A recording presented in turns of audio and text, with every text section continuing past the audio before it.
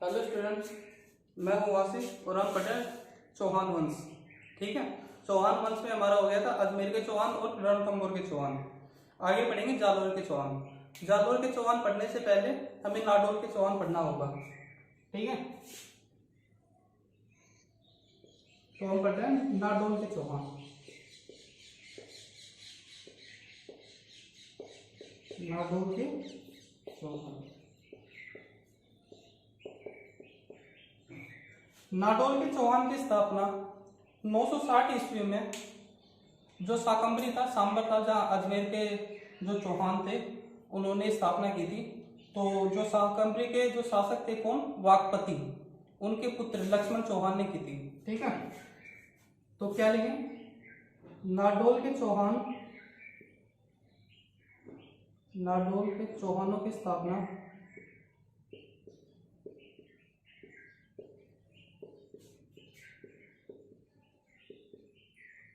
960 ईस्वी में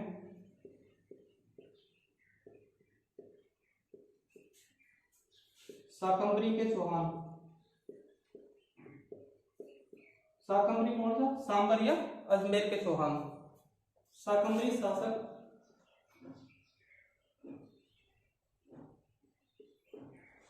शासक का नाम क्या है, वाकपति।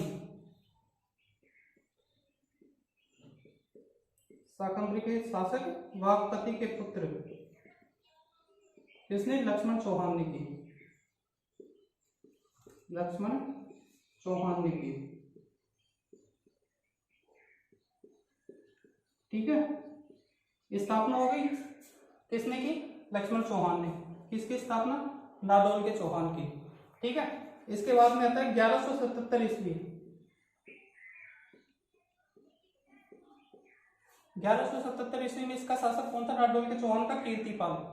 ठीक है, और मेवाड़ के शासक जिसका नाम क्या है, मेवाड़ के शासक का समर सिंह। क्या नाम है, समर सिंह। समर सिंह को क्या है, पराजित किया और मेवाड़ पर क्या कर लिया, अधिकार कर लिया। तो 1177 ईस्वी में नाडोल चौहान,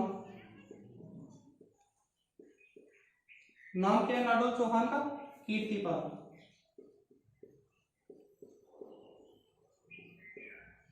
कीर्तिपाल ने किसके शासक, मेवाड़ के शासक। मेवाड़ के शासक, मेवाड़ के शासक का नाम समर सिंह।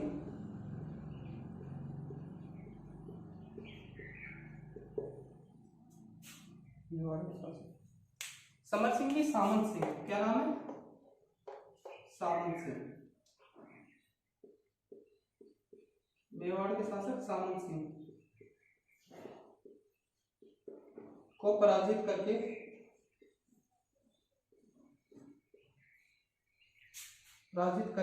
मेवाड़ पर अधिकार कर लिया। मेवाड़ पर अधिकार कर लिया।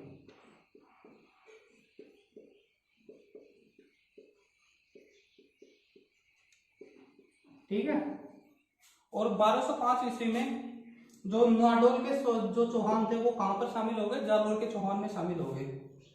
1205 ईस्वी में नाडोल के चौहान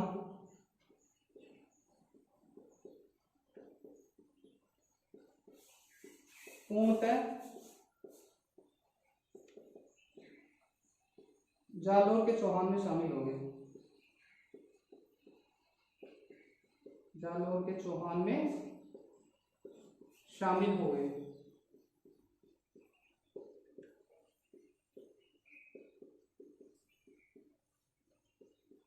ठीक है, तो क्या हुआ कि जो नाडोल के चौहानों की स्थापना किसने की, 960 ईस्वी में। कब की, 960 ईस्वी में। किसने की, शाकंभरी जो शासक था वाकपति, उसके पुत्र लक्ष्मण चौहान ने की। ठीक है, 1177 ईस्वी में नाडोल चौहान के जो शासक थे, क्या नाम था उनका, कीर्तिपाल, जिसने मेवाड़ के शासक जिसका नाम क्या था, सामंत सिंह, पर आक्रमण कर दिया और उसे हरा दिया और क्या कर लिया, मेवाड़ पर अधिकार कर लिया। इसके बाद में बात करें तो 1205 ईस्वी में जो नाडोल के चौहान है वो पूर्णतः जालोर के चौहान में शामिल हो गए। ठीक है, ये अपना नाडोल का चौहान इतना ही है। इसमें जो याद करने वाली चीजें 3 ही है। ठीक है, यहाँ पर नाडोल का चौहान खत्म होता है। अब बात करते हैं जालोर के चौहान की। यहां तक हो गया।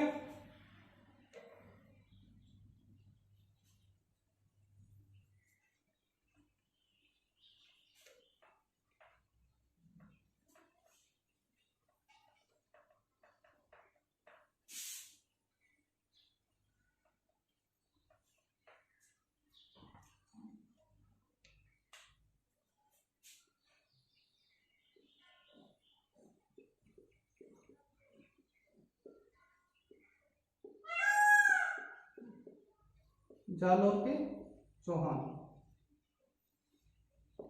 अब इनकी स्थापना कैसी है वो देखते हैं पहले। नाडोल का शासक था कीर्तिपाल। नाडोल का शासक कौन था? कीर्तिपाल। ठीक है। यहां मेवाड़, मेवाड़ का शासक कौन था? सामंत सिंह। मेवाड़ का शासक कौन था? सामंत सिंह।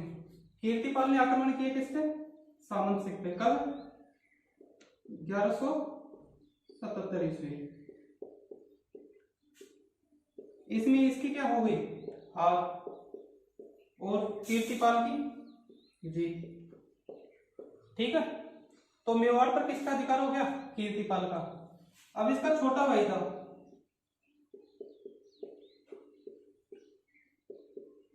क्या नाम है छोटे भाई का?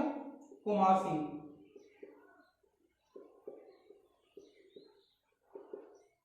छोटे भाई का क्या नाम है? कुमार सिंह। तो कुमार सिंह ने क्या किया? अपने भाई का हार का बदला लेने के लिए कीर्तिपाल पर आक्रमण किया, जिसमें कुमार सिंह की क्या हो गई? जीत हो गई। और कीर्तिपाल की क्या हुई? इसकी हार हो गई। तो कीर्तिपाल ने नाडोल छोड़कर क्या किया? 1181 ईस्वी में जालोर में चौहान वंश की स्थापना की।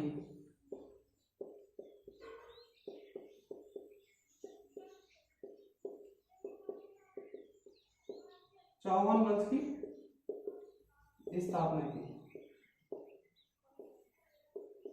अगर आपसे पूछा जाए कि जो जालोर के चौहान है वो वास्तविक कौन से चौहान है, तो कौन से चौहान है? नाडोल के चौहान। जालोर के चौहान वास्तविक में कौन से चौहान है? नाडोल के चौहान। ठीक है। इनकी स्थापना हो गई। यहां तक समझ में आ गया। आगे बात करते हैं, थोड़ी सी जालोर की कर लेते हैं हम।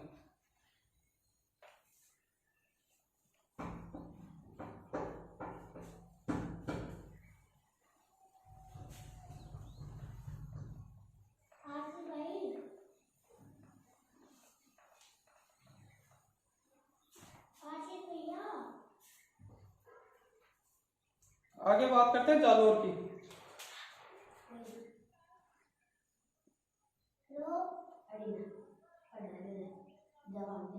जालोर की बात करते हैं।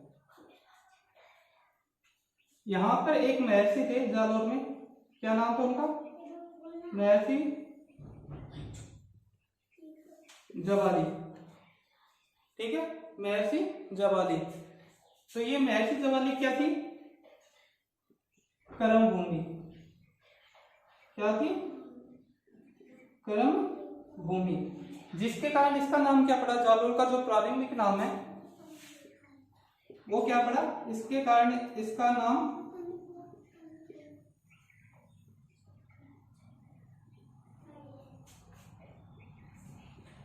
जवालीपुर पड़ा। जवालीपुर पड़ा। जो जवालीपुर है इसकी हमें जानकारी कहां से मिलती है? वो मिलती है हमें बिजोलिया शिलालेख से। कहा? बिजोलिया शिलालेख से।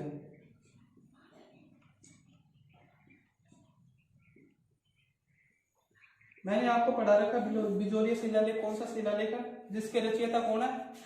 गुणपद्र। जिसके लेखक कौन है? कायस्थ केशव। किसने लिखवाया था? श्रावक लोलाक ने। बिजोलिया शिलालेख कहाँ मिलता है? बिजोलिया में। बिजोलिया में कहा? पार्श्वनाथ जैन मंदिर के दीवारों पर। ठीक है। इसमें क्या है? इसमें सांबर के जो चौहान है उसकी वंशावली के बारे में बताया गया है। ठीक है। तो बिजोलिया शिलालेख से क्या जानकारी मिलती है? जावलीपुर इसका नाम था। आगे बात करें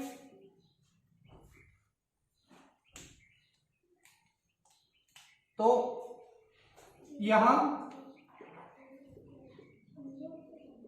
जाल वृक्ष की अधिकता होने के कारण, जाल वृक्ष की अधिकता होने के कारण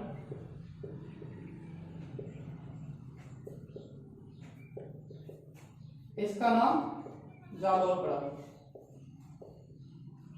इसका नाम जालोर पड़ा।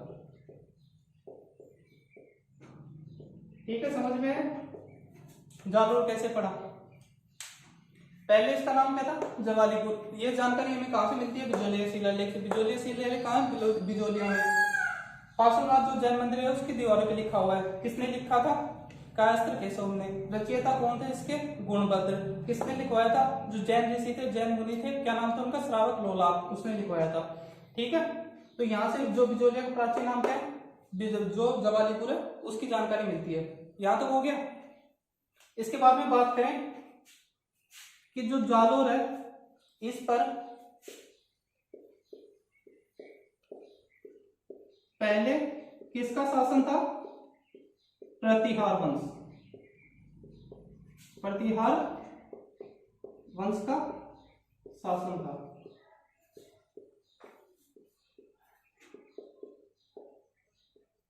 इनके कन्नौज जाने के बाद, कन्नौज जाने के बाद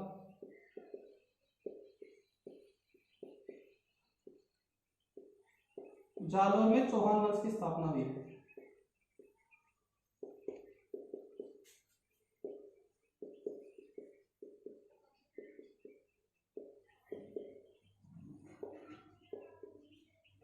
मैंने आपको पढ़ा रखा है प्रतिहार वंश, इनका पूरा नाम गुर्जर प्रतिहार वंश।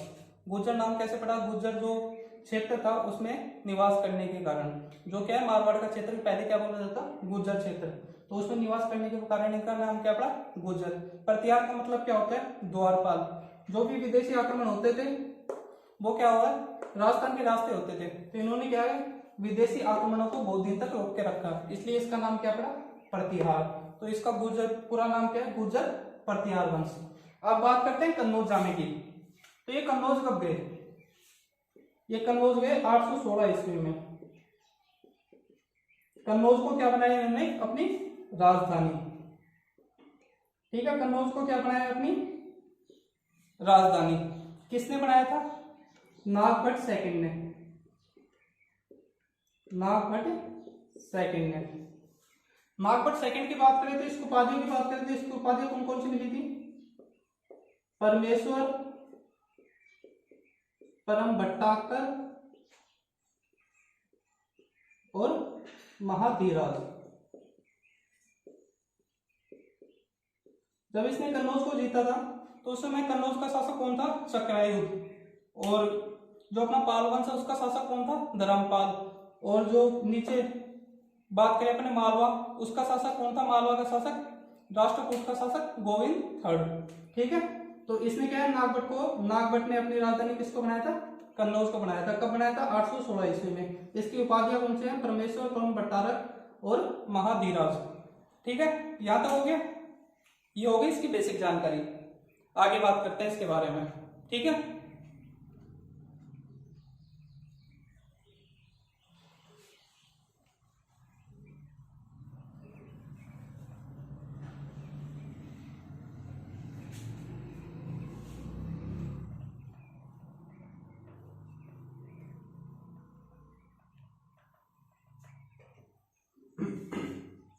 थोड़ी सी बात जालोर दूध की कर लेते हैं।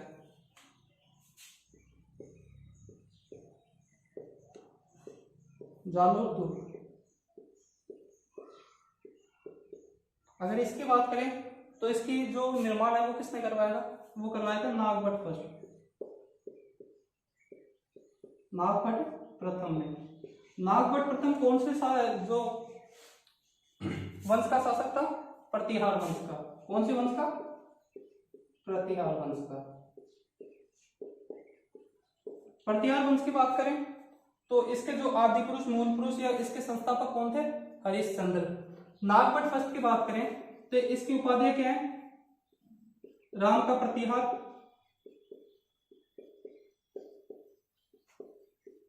क्षत्रिय ब्राह्मण नागावलोक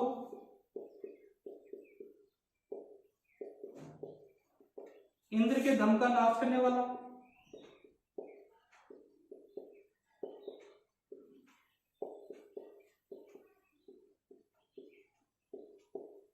इंद्र के दम का नाश करने वाला, नारायण की मूर्ति का प्रतीक,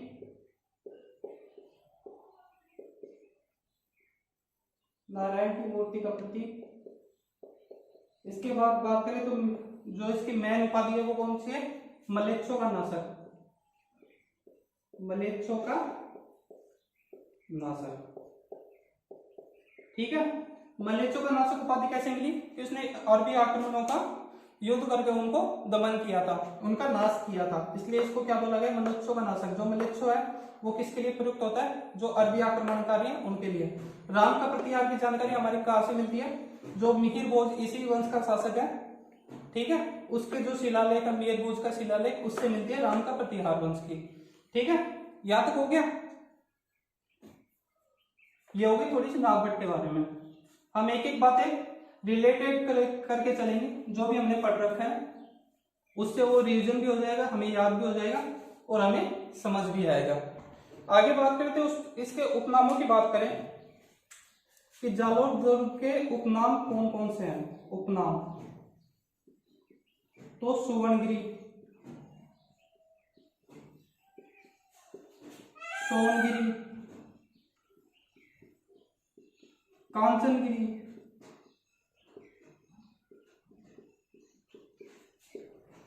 ठीक है, जालपुर, जवालीपुर और सोनलगढ़। ठीक है, इसका जो नाम है सोनगिरी, इसके कारण जो जालोर दुर्ग के जो जालोर के चौहान थे इनको क्या बोला गया? सोनगरा के चौहान, सोनगरा के चौहान बोला गया। ठीक है, ये इंपॉर्टेंट है। सोनगरा के चौहान कौन से चौहान को बोला जाता है? कौन से चौहान को बोला जाता है? जालोर के चौहान को। क्यों बोला जाता है? क्योंकि जो जालोर दुर्ग है उसका नाम उपनाम क्या है? सोनगिरी। ठीक है, यहां तक समझ में। आगे बात करें तो इनकी कुलदेवी की बात करें,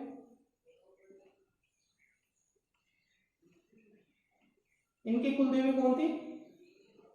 आशापुरा माता। कौन थी? आशापुरा माता।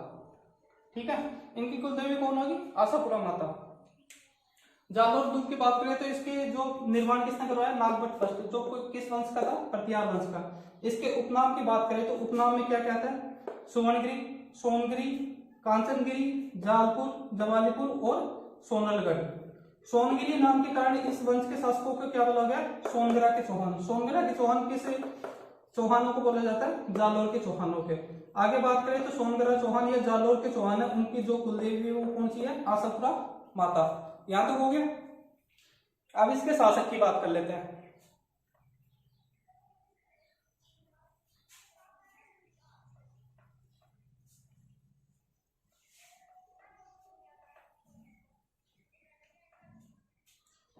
तो सबसे पहला शासक है कीर्तिपाल।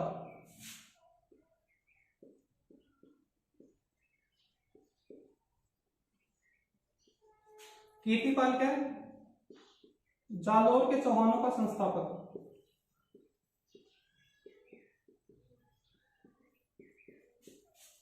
चौहानों का संस्थापक।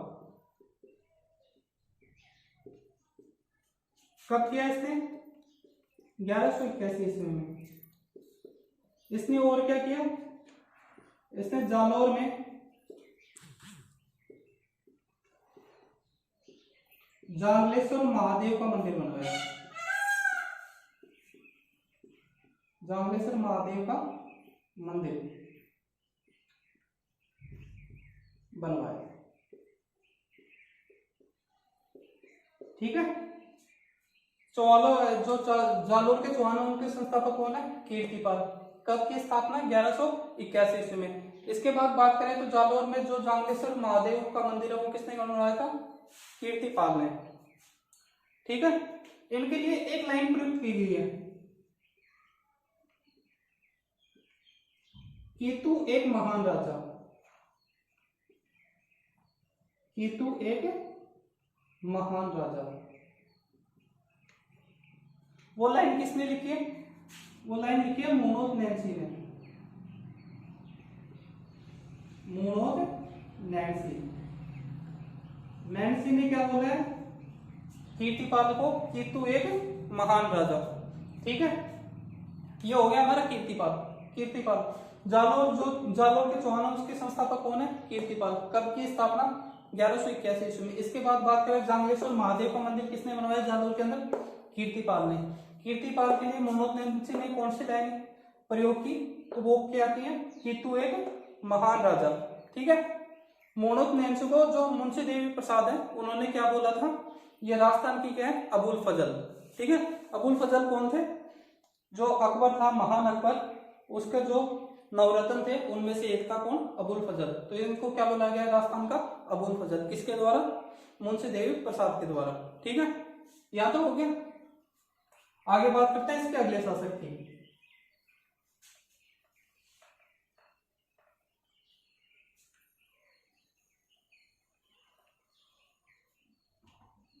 अगले शासक की बात करें तो अगला शासक का नाम होता है समर सिंह।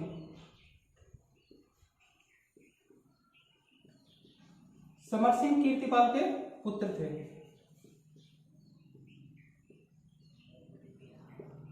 कीर्तिपाल के पुत्र। इन्होंने क्या है? एक इंपॉर्टेंट चीज की थी। क्या? जो जालोर का दुर्ग था, जालोर के दुर्ग को सुरक्षित करने का कार्य।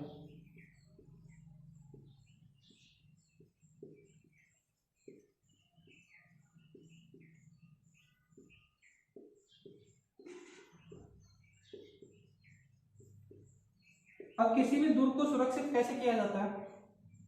तो उसके चारों तरफ दीवार बना देना ऊंची ऊंची, यानी हाइट में बहुत ऊंची दीवार बना देना, वो सुरक्षित करना होता है। वहां शस्त्रागार का निर्माण करवाना, यहाँ जहां पर शस्त्र रख सके, तलवारें वगैरह, भाले वगैरह, उसका निर्माण करवाना। तो ये क्या होता है? इससे क्या होता है? दुर्ग सुरक्षित होता है, क्योंकि दीवारों से कोई भी अंदर नहीं आ पाता और शस्त्रों से क्या है? उनको रोक सकता है। तो ये क्या, इसने क्या किया? इसने प्राचीरों, प्राचीर किसको बोलते हैं? दीवार को। ठीक है, प्राचीर का निर्माण करवाया।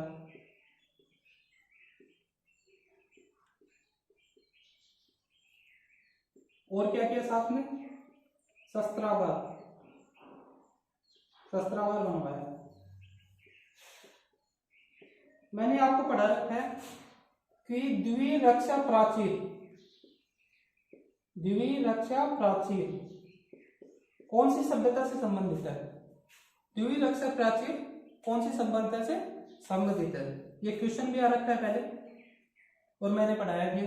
द्विरक्षा प्राचीर ये संबंधित है किससे? कालीबंगा से। कौन सी सभ्यता से? कालीबंगा। कालीबंगा का शाब्दिक अर्थ काले रंग की चूड़ियां। कहां पर है? हनुमानगढ़ में। कौन सी नदी के किनारे? गंगा नदी के किनारे। प्राचीन समय में गंगा नदी की जगह कौन सी नदी बहती थी? सरस्वती नदी, जिसका प्रमाण किसने दिया है? काजरी ने। ठीक है, काजरी जोधपुर ने। यहां तक हो गया। ये हो गया हमारा समर सिंह। ठीक है, आगे बात करते हैं इस पे।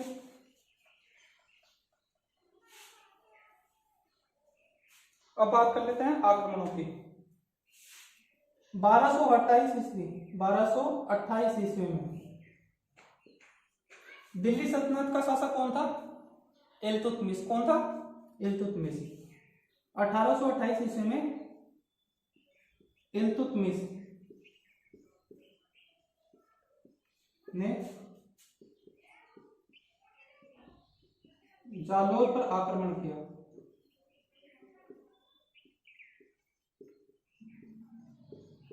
जालोर पर आक्रमण किया। उस समय जो जालोर के चौहान है उस पर शासक कौन था? उदय सिंह। क्या नाम था? उदय सिंह। जालोर पर आक्रमण किया उस समय उदय सिंह ने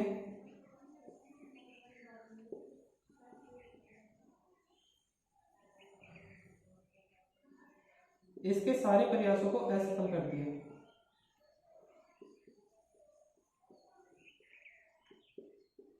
सारे प्रयासों को असफल कर दिया।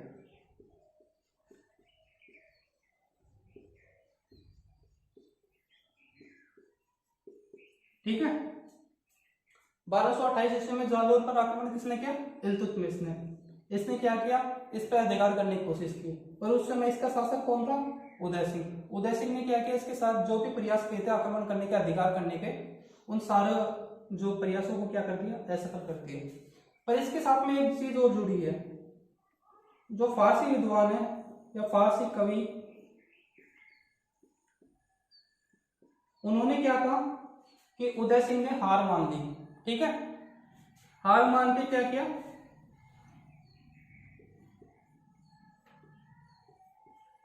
उदय सिंह ने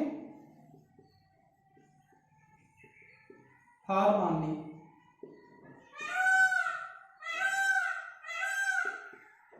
हार मान के क्या किया कि 100 ऊंट और 20 घोड़े क्या किए? भेंट किए। किसको? इल्तुतमिश को। तथा 100 ऊंट व 20 घोड़े, 20 घोड़े भेंट किए। ठीक है। पर जो राजस्थानी इतिहासकार है वो क्या मानते हैं कि इनके प्रयासों को असफल कर दिया था। किसने? उदय सिंह ने। इसके बाद आक्रमण हुआ 1254 ईस्वी में। 1254 ईस्वी में दिल्ली सल्तनत का शासक कौन था? नासिरुद्दीन मोहम्मद। ठीक है। नासिरुद्दीन महमूद। कौन शासक था? नासिरुद्दीन महमूद ने आक्रमण किया। उस समय शासक कौन था? उदय सिंह। फिर से क्या हुआ? प्रयासों को क्या कर दिया? इसने असफल कर दिया।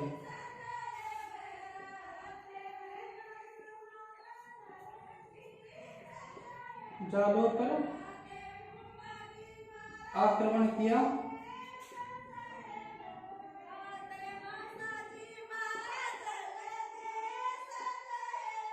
एक मिनट,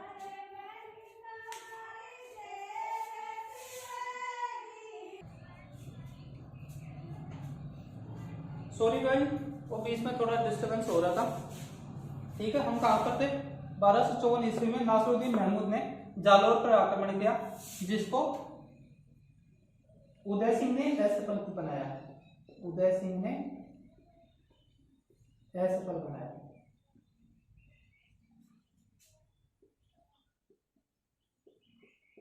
ठीक है। 1254 ईस्वी में जो जालोर के चौहान, उसका शासक कौन था? उदय सिंह। दिल्ली सल्तनत का नासिरुद्दीन महमूद। यहां तक समझ में आ गया? इसने क्या किया? जालोर पर आक्रमण किया, जिसमें उदय सिंह ने क्या किया? इसको असफल बनाया। ठीक है। यहां तक हो गया। आगे बात करते हैं।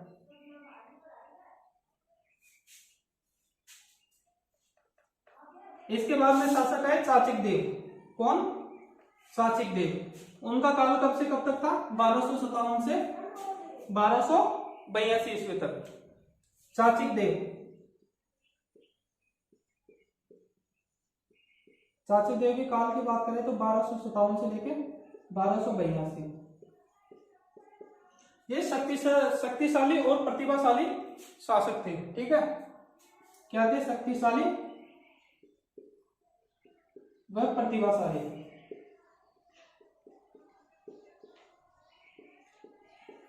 उस समय दिल्ली सल्तनत के शासक कौन थे?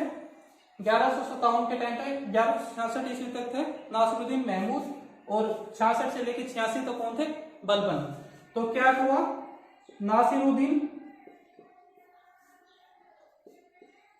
महमूद व बलबन ने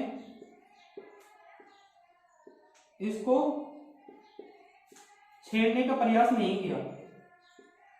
छेड़ने का प्रयास नहीं किया। ठीक है। क्या हुआ, उनको पता था क्या अगर इसको छेड़ेंगे तो ये क्या है, पता नहीं दिल्ली सल्तनत भी ले ले, तो इसके कारण उन्होंने क्या किया, इसको छेड़ने का प्रयास नहीं किया। किसको प्रयास नहीं किया, चाचक देवगन। ठीक है, इसके बाद में आते हैं, बात करें तो सामंत सिंह। सामंत सिंह के बाद साथ में एक चीज जुड़ी हुई है, जब दिल्ली सल्तनत में खिलजी वंश आया, और खिलजी वंश के शासक कौन बने, अलाउद्दीन खिलजी। ठीक है, उस समय क्या किया इन्होंने, समय की धारा या समय की गति को समझते हुए अपना जो कार्यभार था वो किसको सौंप दिया, अपने बेटे कानड़ देव को। ठीक है, क्योंकि ये आपको पता ही है खिलजी, अलाउद्दीन खिलजी कैसा व्यक्ति था, तो इसने पहले ही समझ लिया कि ये कैसा व्यक्ति है, तो बागडोर किसको समझा दी, संभाला दी अपनी कानड़ देव को। सामंत सिंह ने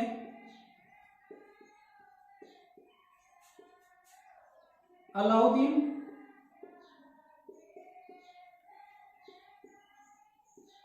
खिलजी के शासक बनते ही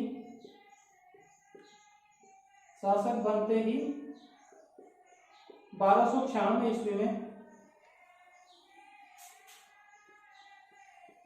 कार्यभार अपने पुत्र कानड़ देव को सौंप दिया, कानड़ देव को सौंप दिया। ठीक है, किसको सौंप दिया, कानड़ देव को सौंप दिया। यहां से आ गया कानड़ देव की शुरुआत हो गई। अब कौन आएगा शासक, कानड़ देव, चाचक देव, सबसे शक्तिशाली और प्रतिभाशाली शासक। इसको क्या है, नासिरुद्दीन महमूद और बलबन ने इसको छेड़ने का प्रयास नहीं किया, क्योंकि प्रतिभाशाली शक्तिशाली शासक था। इनको पता था अगर इनको छेड़ेंगे, चाचक देव को छेड़ेंगे तो ये दिल्ली सल्तनत भी हमसे ले लेगा, इसलिए इसको छेड़ने का प्रयास नहीं किया। इसके बाद में शासक है सामंत सिंह क्या है, अलाउद्दीन खिलजी जब शासक बना दिल्ली सल्तनत का, खिलजी वंश आया 1290 में 1320 तक, यानी कि 1290 में शासक बना था जलालुद्दीन खिलजी, उसके बाद में 1296 में कौन बना था, अलाउद्दीन खिलजी। ठीक है, तो 1296 में जब अलाउद्दीन खिलजी दिल्ली सल्तनत का शासक बना, तो उस समय क्या है, अब इसने अपना कार्यभार, जो अपने शासन का कार्यभार था, किसको सौंप दिया, अपने पुत्र कानड़ देव को सौंप दिया। अब बात करते हैं कानड़ देव की। ठीक है, यहां तक हो गया।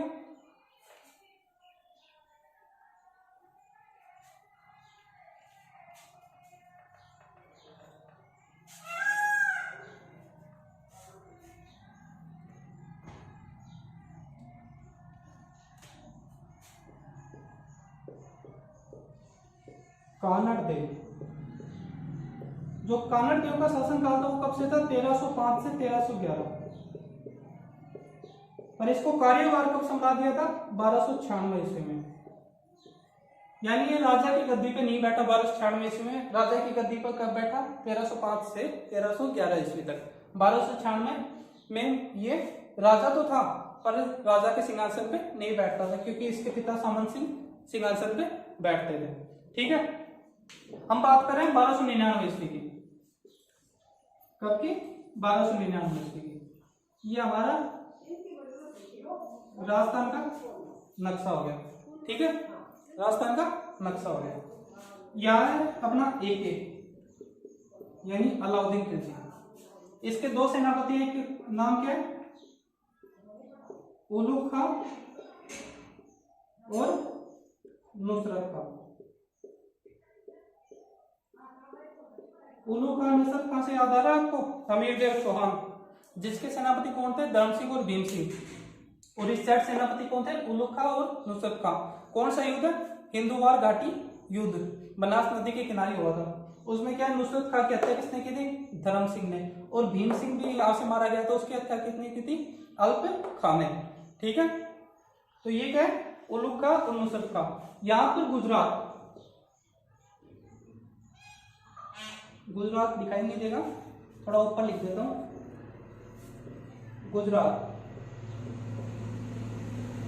गुजरात के शासक कौन थे, करण वगैरह। गुजरात के शासक कौन थे, करण वगैरह। ठीक है, और इनके साथ में कौन थे? माधव। इतिहासकार बताते हैं कि माधव इनके क्या थे? कर्ण वगैरह के मंत्री।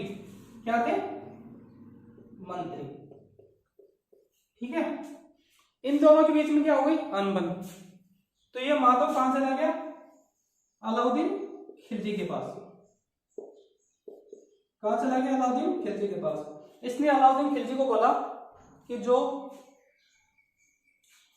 कर्ण वगैरह है गुजरात का शासक, इसके पास बहुत धन है और मैं आपको गुप्त रास्ते बताऊंगा और आप क्या कर्ण वगैरह पर आक्रमण करो। कई जगह कर्ण वगैरह का नाम कर्ण मिलता है और कई जगह वगैरह मिलता है, पर इसका पूरा नाम क्या है? कर्ण वगैरह। ठीक है, क्या बोला कि गुजरात पर आक्रमण करो। तो अलाउद्दीन खिलजी ने बोला ठीक है करते हैं। इसने अपने सेनापति उलूग खां और नुसरत खां को भेजा आक्रमण करने के लिए। ठीक है, यहां पड़ता है मेवाड़ और यहां पड़ता है जालौर। तो ये जब दिल्ली से आ रहे थे तो इनके पास दो रास्ते थे, ये या तो मेवाड़ से जाएं या फिर जाएं जालौर से। उस समय जो मेवाड़ था इसका शासक था समर सिंह। शासक का नाम क्या है? समर सिंह। ठीक है, उलूग खां नुसरत खां आए मेवाड़ के रास्ते से आए। जैसे ही मेवाड़ को प्रवेश किया समर सिंह ने रोका और बोला तुम मेवाड़ के अंदर से कैसे जा रहे हो? तो इन्होंने बोला कि हम आक्रमण करने जा रहे हैं। तो समर सिंह ने बोला कि आपको कर देना पड़ेगा। क्या देना पड़ेगा? कर देना पड़ेगा। आपके जाने का अगर आप रास्ता यूज कर रहे हो मेवाड़ वाला तो आपको जाने के लिए कर देना पड़ेगा। ठीक है, इन्होंने ले लिया कर। समर सिंह ने किससे? उलूग खां और नुसरत खां से। जितने व्यक्ति थे, जितनी दूरी थी उस हिसाब से क्या ले लिया? कर ले लिया। ये गए गुजरात पर आक्रमण करने। गुजरात का शासक था कर्ण वगैरह। तो यहाँ पे युद्ध में क्या हुई? कर्ण वगैरह की हार हो गई। यहाँ पे गुजरात में सोमनाथ मंदिर है। क्या है? सोमनाथ मंदिर। इन्होंने साथ साथ में सोमनाथ मंदिर पर भी आक्रमण कर दिया। सोमनाथ मंदिर को क्या कर दिया? ध्वस्त कर दिया। यहाँ पे जो मूर्ति थी उसको लेके जा रहे थे। उस समय जालौर के शासक कौन थे? कार्यभार किसके हाथ में था? कानड़ देव के हाथ में। कानड़ देव के हाथ में। तो यहां से जब ये खंडित मूर्ति लेके जा रहे थे, सोमनाथ से खंडित मूर्ति लेके जा रहे थे, तो कानड़ देव ने क्या किया? इस पे आक्रमण कर दिया।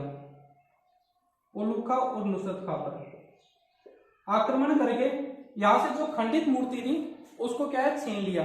और खंडित मूर्ति को क्या किया? खंडित मूर्ति को 5 जगह स्थापित करवा दिया। 5 जगह स्थापित करवा दिया। ठीक है, छीन के क्या किया? 5 जगह स्थापित करवा दिया। यहां से उलूग खां और नुसरत खां क्या वापस गए दिल्ली सल्तनत में, दिल्ली के शासक अलाउद्दीन खिलजी के पास। इन्होंने बोला समर सिंह ने हमसे कर ले लिया और जालौर के शासक कानड़ देव ने क्या किया? हम पर आक्रमण कर लिया और जो मूर्ति लाए थे खंडित मूर्ति उसको क्या है? छीन लिया और 5 जगह स्थापित करवा दिया। तो इसके बाद में अलाउद्दीन खिलजी ने क्या किया कि जो मेवाड़ है, मेवाड़ उस पर आक्रमण किया। कब? 1303 ईस्वी में। ठीक है, इसने बोला कि ये आज हमारे सामने हो रहे, कल पता नहीं हमारे दिल्ली सल्तनत पे ले ले, तो इन पे आक्रमण क्यों? तो इसने पहले रोका था, पहले कर लिया था, तो इस पे पहले किया। कब? 1303 ईस्वी में। यहाँ के शासक थे राहुल रतन सिंह। आपको याद होगा पद्मिनी देवी, जो थोड़ी देर मूवी पहले मूवी भी आई थी पद्मावत, वही वाले राहुल रतन सिंह। तो यहाँ पे क्या किया? यहाँ पे मेवाड़ का साका कर दिया इसने। मेवाड़ का साका कब हुआ? 1303 ईस्वी में। ठीक है, किसने किया? अलाउद्दीन खिलजी ने। इसके बाद नंबर आया जालौर का। जालौर का उसके बाद नंबर आया 1305 ईस्वी में। ठीक है, जालौर के बाद आगे करते हैं। यहां तक समझ में आया? गुजरात के शासक थे कर्ण वगैरह, जिनके मंत्री थे माधव। इनके बीच में हो गई अनबन, कर्ण वगैरह और माधव के बीच में। तो माधव कहां चला गया? अलाउद्दीन खिलजी के पास। इसने बोला कर्ण वगैरह के पास बहुत ज्यादा धन है, मैं आपको गुप्त रास्ते बताता हूं, आप इस पे क्या करो? आक्रमण करो। तो अलाउद्दीन खिलजी ने क्या किया, अपने सेनापति, नाम क्या है, उलुग खां और नुसरत खां को भेजा। तो यहाँ पे जाने के दो रास्ते थे, एक तो मेवाड़ और एक जालोर। तो उन्होंने मेवाड़ का रास्ता चूज किया। तो जैसे ही मेवाड़ में घुसे तो यहाँ के शासक थे समर सिंह।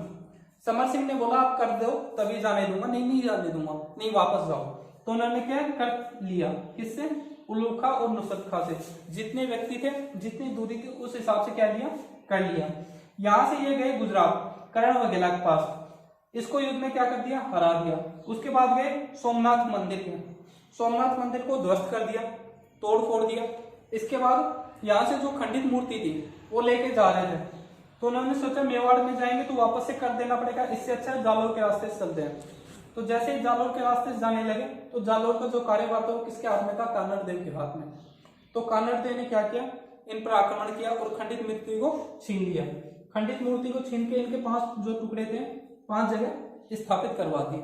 इसके बाद में ये गए अलाउद्दीन खिलजी के पास, इन्होंने की इन दोनों की शिकायत, किसकी, समर सिंह और कानड़ देव की। तो अलाउद्दीन खिलजी ने क्या किया, 1303 ईस्वी में मेवाड़ पर आक्रमण किया।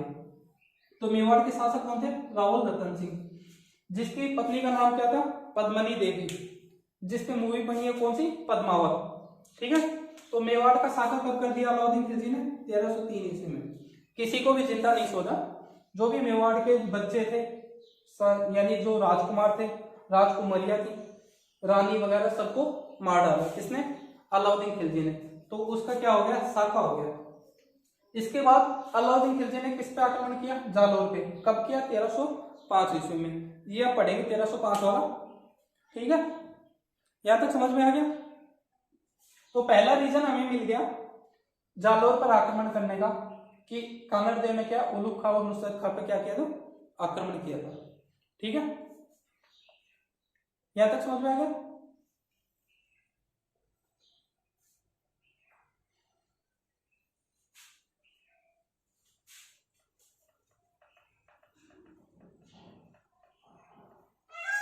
आपको पता ही है हिंदुवार घाट जो घाटी युद्ध था उसमें नुसरत खां मारा गया था और उलुग खां को क्या सौंप दिया था, रणथंभौर सौंप दिया था। तो ये दोनों तो हट गए।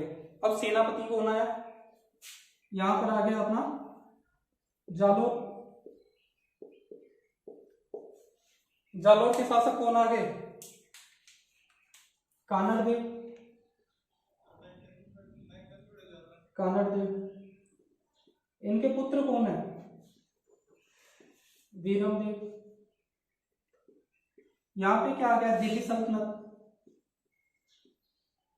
दिल्ली सल्तनत, दिल्ली सल्तनत के शासक कौन है, अलाउद्दीन खिलजी। इनके सेनापति उलुग खां नुसरत खां तो हट गए, अब कौन आया नया, एन उल मुल्क मुल्तानी। कौन आया, एन उल मुल्क मुल्तानी। ठीक है, तो इसने क्या किया, आक्रमण। ये कब की घटना है, 1305 ईस्वी की। तो इन दोनों के बीच में क्या हो गई, कानड़ देव और एन मुल्क के बीच में संधि। क्या हो गई युद्ध के टाइम पे, संधि। तो यहां से दो बातें निकल के आती हैं। जो हमारे मूलोक नैन्सी हैं, जो राजस्थान के अबुल फजल है, किसके अनुसार, मुंशी देव प्रसाद के अनुसार, उन्होंने क्या बताया कि यहां से कानड़ देव ने क्या किया, वीरम देव को कहां भेजा, दिल्ली सल्तनत के दरबार में, यानी दिल्ली दरबार में किसको भेजा, वीरम देव को। दूसरी बात ये निकल के आती है कि बहुत सारे इतिहासकार बोलते हैं कि कानड़ देव ने वीरम देव को ना भेजकर खुद गए थे, कहा, दिल्ली दरबार में। ठीक है, कहा गए थे, दिल्ली दरबार में। तो मूलोक नैन्सी के अनुसार हम बात मानते हैं कि ये कहा गए, दिल्ली दरबार में। ठीक है, कहा गए, दिल्ली दरबार में। कौन गए, वीरम देव। और जो इतिहासकार है वो भी क्या कहते हैं कि कानड़ देव भी दिल्ली दरबार में गए थे, वीरम देव को ना भेजकर। तो यहाँ पे क्या हुआ, दिल्ली दरबार में इनकी पुत्री थी अलाउद्दीन खिलजी की फिरोजा। कौन थी, फिरोजा। पुत्री का नाम क्या था, फिरोजा। तो जो वीरम देव है, अबुल फजल है, उसके अनुसार फिरोजों का किससे प्यार हो गया था? वीरमदेव से। ठीक है, किससे प्यार हो गया था? वीरमदेव ने। वीरमदेव ने क्या किया? प्यार को ठुकरा कर वापस कहाँ आ गए थे? जालोर। जब कानड़ देव की बात करते हैं इतिहासकार, तो इन्होंने तर्क दिया कि ये वापस कैसे आए। जब ये दिल्ली सल्तनत में दरबार में बैठे हैं, तब अलाउद्दीन खिलजी ने बोला कि हिंदू, कोई भी ऐसा सम्राट हिंदू नहीं है जो मेरे सामने टिक सके। ठीक है, और वो इन्होंने हिंदू विरोधी बातें भी की। इससे नाराज होकर कानड़ देव ने क्या किया? इनको युद्ध का न्योता दिया कि आओ मेरे साथ युद्ध करो, फिर देखते हैं कौन जीतता है कौन हारता है। तो वापस कहाँ आ गए थे? जालोर आ गए थे। ठीक है, दोनों थ्योरी समझ में आई। पहली फिरोजा वाली और दूसरी कानड़ देव और अलाउद्दीन खिलजी वाली, हिंदू विरोधी बातें वाली। ठीक है, यहां तक समझ में आ गया? आगे बात करते हैं अपन।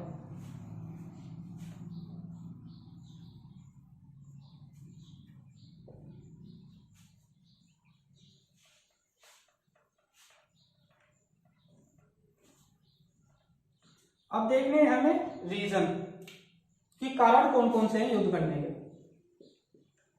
युद्ध करने के कारणों की बात करें तो पहला कारण आता है जो सबसे इंपॉर्टेंट है, साम्राज्यवाद नीति।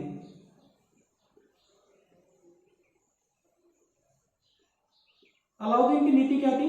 साम्राज्यवाद, यानी अपने साम्राज्य को कैसे भी करके, युद्ध करके या संधि करके बढ़ाते जाओ, कभी मत रुको। तो अलाउद्दीन खिलजी की कौन सी नीति थी? साम्राज्यवाद नीति। दूसरी की बात करें तो जालोर दुर्ग का आर्थिक व सामरिक महत्व। आर्थिक व सामरिक महत्व। अब सामरिक महत्व की बात करें तो सामरिक महत्व कैसे? क्योंकि किसके रास्ते में पड़ता है? गुजरात के रास्ते में। अगर ये जालोर दुर्ग जब अलाउद्दीन खिलजी का हो जाएगा, तब कभी भी सेना इसकी आ सकती है, कभी भी सेना जा सकती है, कोई रोकने टोकने वाला नहीं है गुजरात में आने जाने के लिए। ठीक है, तीसरे रीजन की बात करें तो तीसरा रीजन क्या है? जब सेना गुजरात से लौट रही थी, जब सेना गुजरात से लौट रही थी तो उस पर आक्रमण किया। गुजरात से लौट रही सेना पर आक्रमण।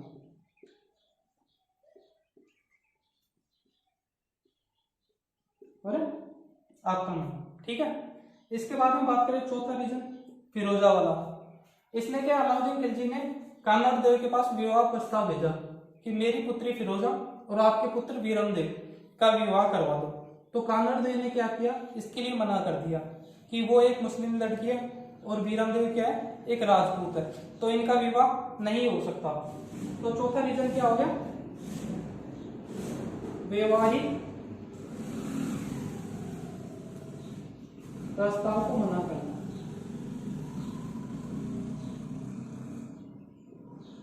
ठीक है, चार रीजन हो गए। साम्राज्यवाद नीति, जालोर दुर्ग का आर्थिक और सामरिक महत्व। सामरिक महत्व कैसे? गुजरात जाने का रास्ता खुल जाएगा, कोई रोकने टोकने वाला नहीं है। तीसरा रीजन की बात करें तो गुजरात से जब नुसरत खान और मुगल खां लौट रहे थे, तो उस समय उनकी सेना पर क्या कानड़ देव ने आक्रमण किया। चौथे प्रस्ताव की बात करें या चौथे जो कारण की बात करें तो फिरोजा की वो लव स्टोरी। ठीक है, जिसके लिए कानड़ देव ने क्या कर दिया था? मना कर दिया था। यहां तक समझ में आया? अब बात करते हैं आक्रमण की।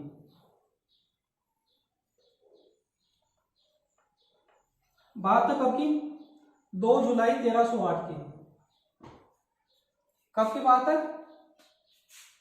2 जुलाई 1308 की, जब सेना कहां जा रही थी? कानड़ देव को आक्रमण करने। तो बीच में क्या पड़ता है? सिवाना दुर्ग। क्या आता है? सिवाना दुर्ग। सिवाना दुर्ग की बात करें तो ये कहां पर पड़ता है? बाड़मेर में। कहां पड़ता है? बाड़मेर में। इस साइड बात करें तो दिल्ली सल्तनत।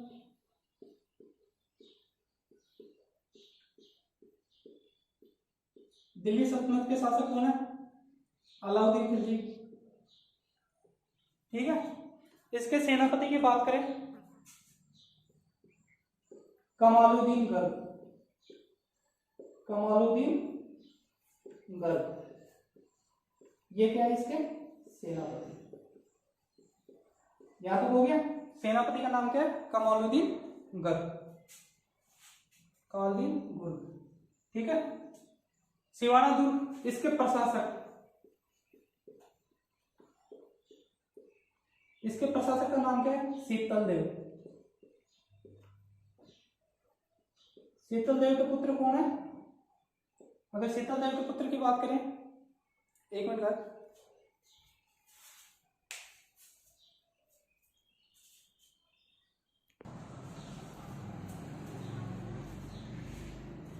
कमालुद्दीन गुर्ग, ठीक है, सेनापति दिल्ली सल्तनत का। जब शीतल देवी की बात करें तो इसके पुत्र का नाम क्या है, सोम। इसकी पत्नी का नाम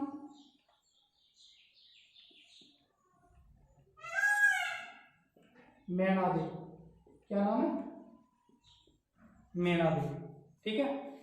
शीतल देवी के सेनापति का नाम बावली पवार। आपको पता है ये युद्ध कैसे जीते जाते हैं, युद्ध जीते जाते हैं राजनीति से।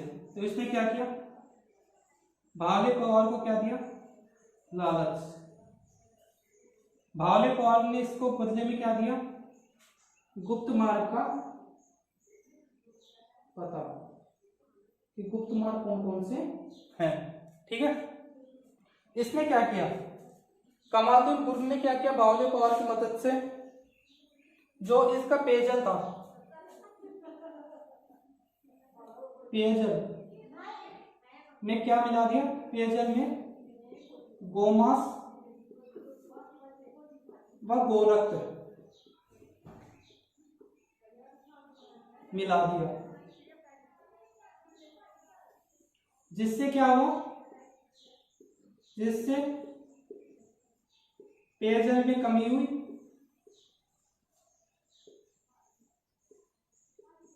पेयजल में कमी हुई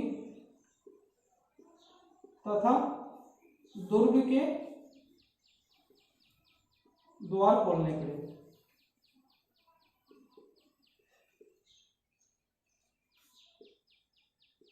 द्वार खोलने पड़े।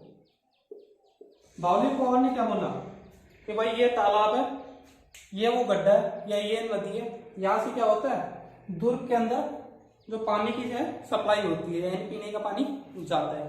तो इसने क्या किया, कमालुद्दीन गुर्ग को, इसको पता था कि हिंदू गौ माता को अपनी माता मानते हैं, माता की तरह पूजते हैं। तो इसने क्या किया, पेयजल में क्या मिला दिया, गोमांस और गोरक्त मिला दिया।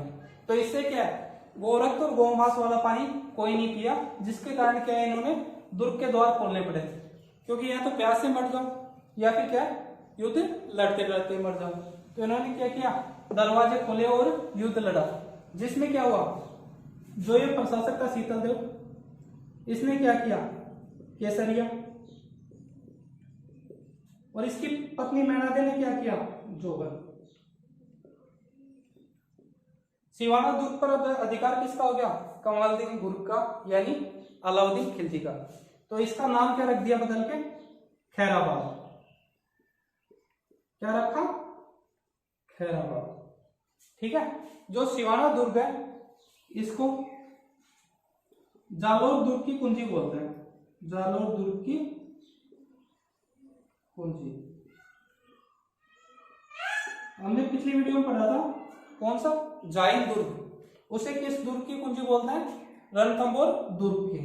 तो सिवाना दुर्ग को किस दुर्ग की कुंजी बोलते हैं, जालोर दुर्ग की कुंजी बोलते हैं। इसका नाम क्या बदल कर दिया, खैराबाद।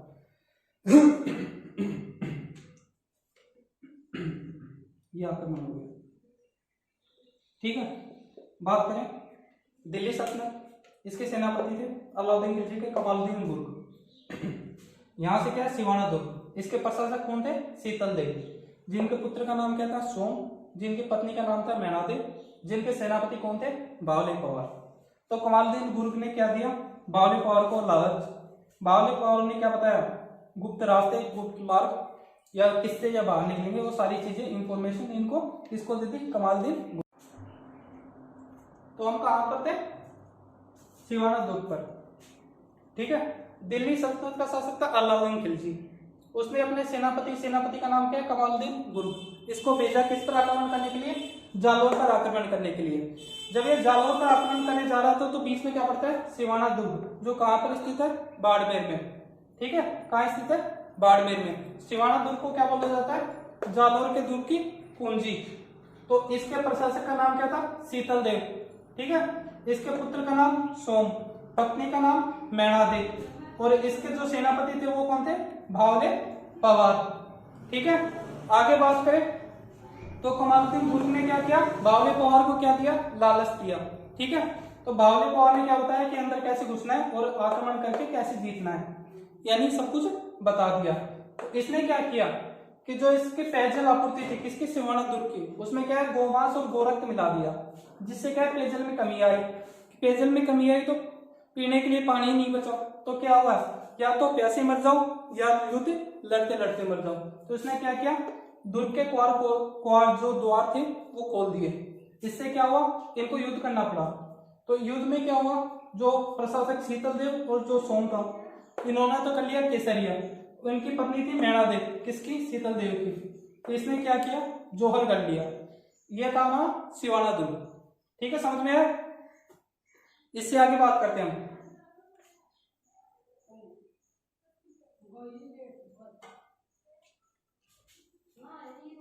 अब बात करते हैं 1309 ईस्वी की। 1308 ईस्वी में क्या हुआ, सिवाना दुर्ग पर आक्रमण करके क्या कर लिया, अधिकार कर लिया। इसका नाम क्या रख दिया, खैराबाद। 1309 ईस्वी में क्या हुआ कि कमालुद्दीन गुरुक ने एक सेनापति उसका कौन था, शम्स खां। शम्स खां के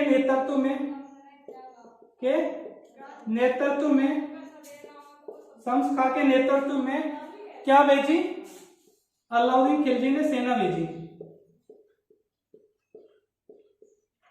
ठीक है, इस युद्ध में क्या हुआ, शम्स खां की हार हुई और शम्स खां को क्या है, कानरदेव ने कैद कर लिया तथा कानरदेव ने शम्स खां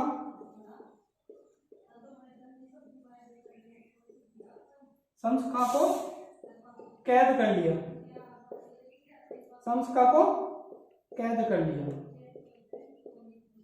ठीक है, यहां तक समझ में आ गया। 1309 ईस्वी में क्या हुआ, इस युद्ध को क्या नाम देते हैं, इस युद्ध को नाम देते हैं मलकाना का युद्ध। क्या बोला जाता है, मलकाना का युद्ध। कब हुआ, 1309 ईस्वी में। सेनापति शम्स खां। ठीक है, इसने क्या किया, कानरदेव ने शम्स खां को क्या कर लिया, कैद कर लिया। यहां तक हो गया। अब बात करते हैं 1311 ईस्वी की। ठीक है, 1311 ईस्वी की।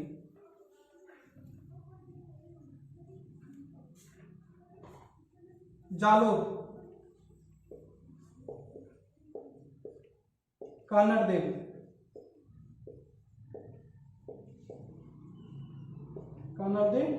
चौहान, पुत्र वीरमदेव।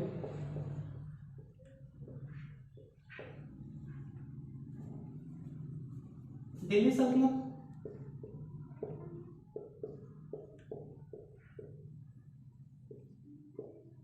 शासक अलाउद्दीन खिलजी। सेनापति किसको भेजा, कमालुद्दीन गुरुक को।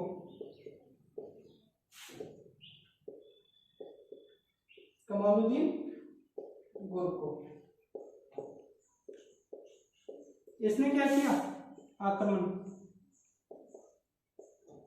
ठीक है, जिसमें कानरदेव का क्या हुआ, केसरिया कर दिया।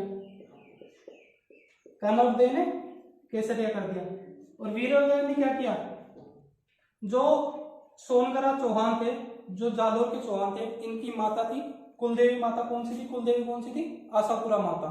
तो इसने क्या किया, वीरमदेव ने, इसने सोचा अगर जिंदा पकड़े गए तो अलाउद्दीन खिलजी ले जाएगा और हमारे साथ बहुत बुरा करेगा। तो इसने क्या किया, डर के मारे अपने पेट में कटार घोंप ली। ठीक है, किसके सामने, आशापुरा माता के सामने। तो इसने आशापुरा माता के सामने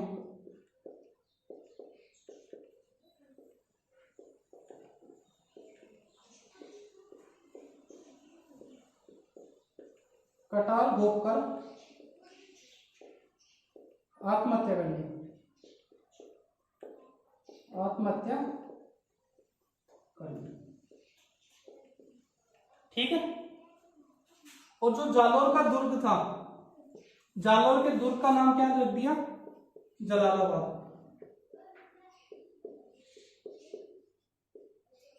जालोर के दुर्ग का नाम क्या रख दिया, जलालाबाद। ठीक है, इसमें जीत किसकी हुई, अलाउद्दीन खिलजी की। हार किसकी हुई, कानड़ देव की। इसने क्या कर लिया, केसरिया। पुत्र वीरमदेव ने क्या किया, इसने आशापुरा माता के सामने कटार घोंप कर क्या कर ली, आत्महत्या कर ली। ठीक है, इसका जो जालोर के जो जालोर दुर्ग था, जालोर दुर्ग, उसका नाम क्या रख दिया,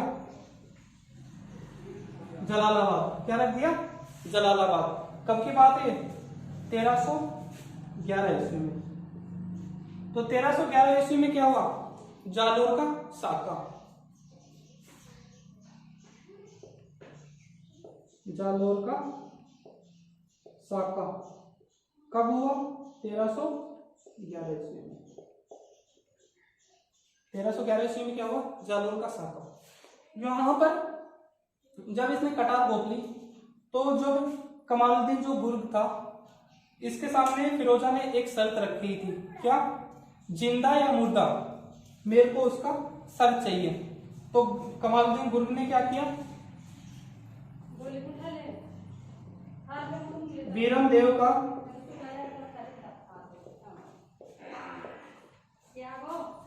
सर काटकर, वीरमदेव का सर काटकर फिरोजा के पास ले गया, फिरोजा के पास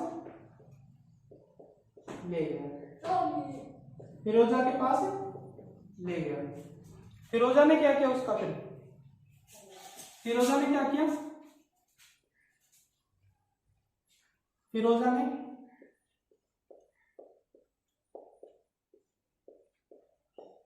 सर को लेकर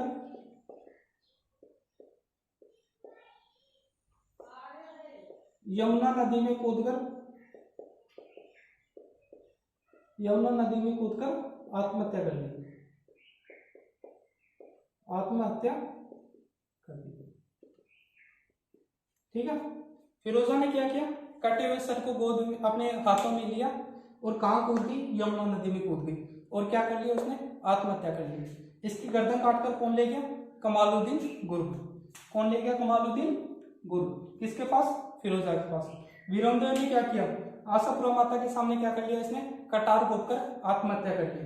कानड़ देव ने क्या किया, केसरिया किया। इससे क्या हो गया, 1311 ईस्वी में जालोर का साका हो गया। यहां तक समझ में आ गया। ठीक है, आगे बात करते हैं युद्ध के बाद अलाउद्दीन खिलजी ने क्या किया। यहां तक समझ में आ गया ना, आगे बात करते हैं।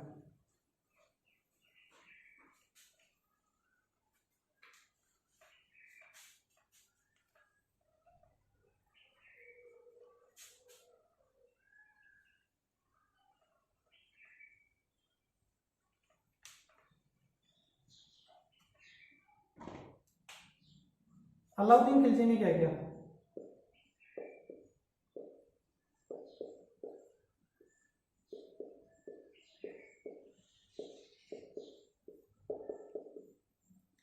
जालोर में तोप मस्जिद का निर्माण करवाया। जालोर में तोप मस्जिद, जिसका दूसरा नाम क्या है, अलाउद्दीन की मस्जिद, अलाउद्दीन की मस्जिद। ठीक है, और क्या किया, फिरोजा का मकबरा, फिरोजा का मकबरा। ठीक है, किसका निर्माण करवाया, फिरोजा के मकबरे के। इसके बाद में जो कमालुद्दीन गुर्ग था,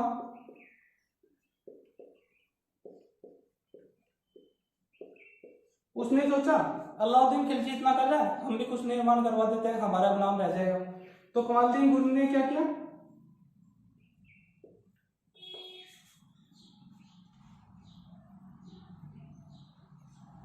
अलाई दरवाजे का निर्माण कर रहा है। किसका?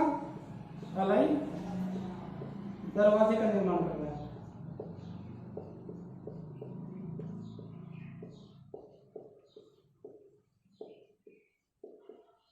अलाई दरवाजे का निर्माण है किसने करवाया? कमालुद्दीन गुर्ग ने।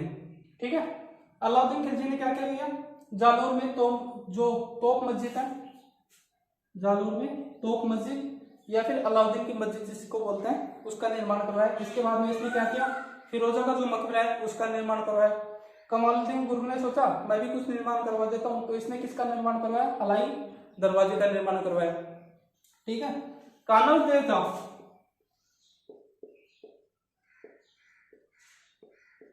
कानर देव का भाई था मालदेव,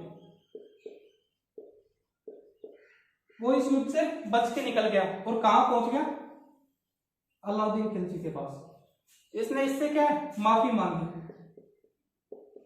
माफी मांगी। अलाउद्दीन खिलजी ने क्या किया? इसको माफ कर दिया और इसको किसका शासक बना दिया? मेवाड़ का शासक, मेवाड़ का शासक बना दिया। किसको? मालदेव को बाद में। ठीक है। मालदेव को बाद में किसका शासक बना दिया? मेवाड़ का शासक बना दिया। इसने इसके पास गया और माफी मांगी, मेरे से गलती होगी, मेरे भाई से गलती होगी, हमें माफ कर दो और हमें अपनी शरण में ले लो। तो अलाउद्दीन खिलजी ने क्या किया? इसको मेवाड़ का शासक बना दिया। ठीक है। ये हो गया हमारा जालौर का इतिहास। ठीक है। जालौर के जो चौहान है वो कंप्लीट हो गए। आगे हमारे सिरोही के चौहान और हाड़ौती, जिसमें कोटाबंदी झालावाड़ के चौहान जो आते हैं वो और चौहान बचे हैं। ठीक है। उनकी एक वीडियो और बनेगी, उसके बाद में हम स्टार्ट करेंगे मेवाड़ का इतिहास। ठीक है। अगर आपको वीडियो अच्छी लग रही है तो वीडियो को लाइक करें और चैनल को सब्सक्राइब करें। धन्यवाद।